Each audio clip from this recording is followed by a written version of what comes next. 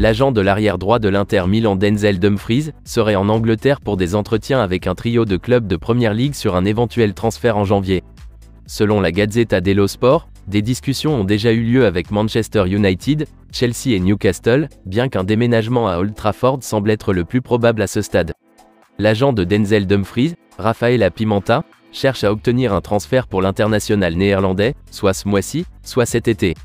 L'Inter Milan doit équilibrer ses comptes, d'où sa décision de tirer profit du joueur de 26 ans très bien noté.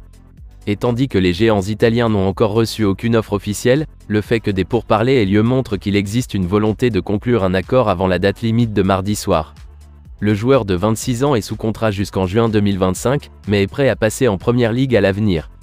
Et, selon la Gazzetta dello Sport, via Football Italia, l'Inter Milan ne vendra pas moins de 40 à 45 millions d'euros. Le désir de Manchester United de signer un nouvel arrière-droit a été bien documenté, bien que Aaron Wan-Bissaka ait finalement montré pourquoi les Red Devils lui ont dépensé 50 millions de livres sterling, environ 57 millions d'euros, ces dernières semaines. Le besoin de Chelsea ne découle que d'une blessure à Reece James, tandis que Newcastle a déjà Kieran Trippier qui excelle. À cette fin, un passage à Old Trafford semble le plus logique, en particulier avec le lien néerlandais entre le joueur et le patron de Manchester United. Pendant ce temps, Manchester United pourrait se retrouver avec deux nouveaux arrières latéraux au début de la saison prochaine en raison d'un rapport séparé. Les rapports italiens suggèrent également que Manchester United prépare un coup pour l'arrière gauche de l'AC Milan, Théo Hernandez, avec deux joueurs proposés dans le cadre d'un accord d'échange. Erik ten Hag est connu pour être un grand fan de l'international français, et souhaite bouger bien qu'il ait déjà Luke Shaw et Tyrell Malacia dans ses livres. Les deux joueurs évoqués dans un échange potentiel sont Anthony Martial et Diogo Dalot, tous deux en fin de contrat en 2024. On pense également que AC Milan est ouvert à l'accord, en particulier compte tenu de la note qu'il accorde à ce dernier après son prêt réussi à San Siro lors de la saison 2020 à 2021. Arsenal envisage une folie de transfert fin janvier pour Moise Caicedo qui pourrait leur faire perdre un record de club. Les Gunners ont déjà signé 2 signatures ce mois-ci, obtenant les signatures de Leandro Trossard et Jakub Kiwior. Mais Mikel Arteta veut toujours que Arsenal renforce encore son équipe avec un accord pour un nouveau milieu de terrain. Et tandis que Thomas Partey et Granit Xhaka se produisent au sommet de leur jeu, il manque de couverture de qualité pour le duo. De plus, Mikel Arteta a révélé qu'un des hommes de son équipe, Mohamed Elneny, souffrait actuellement d'une blessure. Et avec Arsenal qui espère mettre fin à son attente de titre de 19 ans cette saison, le besoin d'une nouvelle signature au milieu de terrain n'a jamais été aussi aigu.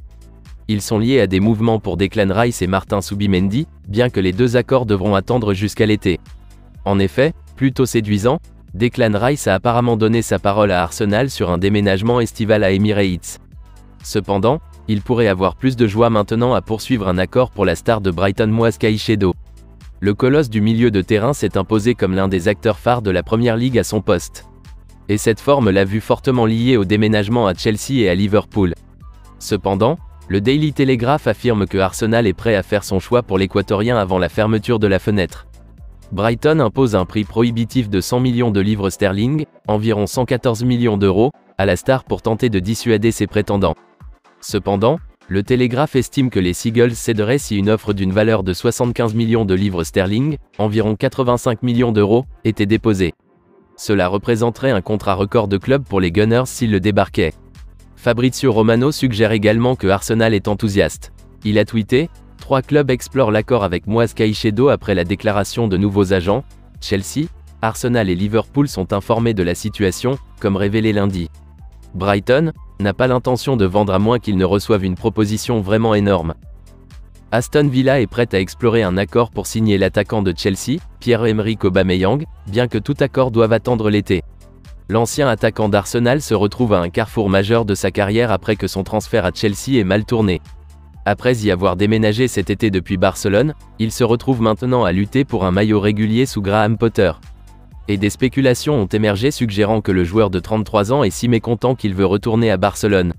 Cette décision semble peu probable, mais, ayant joué à la fois pour les Blaugrana et Chelsea cette saison, les règles de la FIFA l'empêchent de jouer pour une autre équipe jusqu'à la saison prochaine.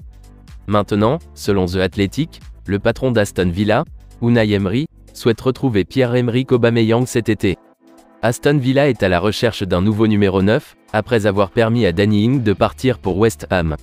Moussa Dembélé de Lyon est un autre nom dans le cadre, bien que l'intérêt pour Memphis Depay et Marcus Thuram se soit depuis refroidi. Cependant, Pierre-Emerick Aubameyang pourrait se retrouver à Villa Park cet été, si la situation convient toujours à toutes les parties. L'attaquant gabonais a prospéré sous la direction de Unai Emery alors que les deux étaient tous les deux à Arsenal. En tant que tel, l'attaquant expérimenté serait ouvert à l'idée de renouer avec son ancien patron.